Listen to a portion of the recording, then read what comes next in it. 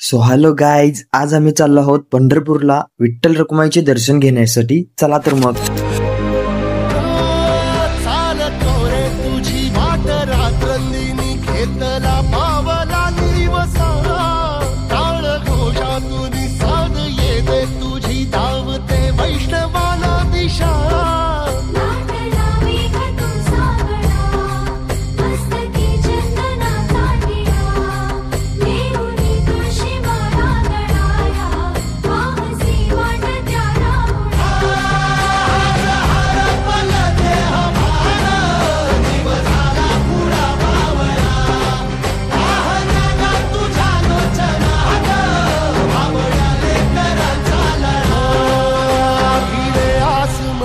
ध्वजा वैष्णवांची उभी पंढरी आज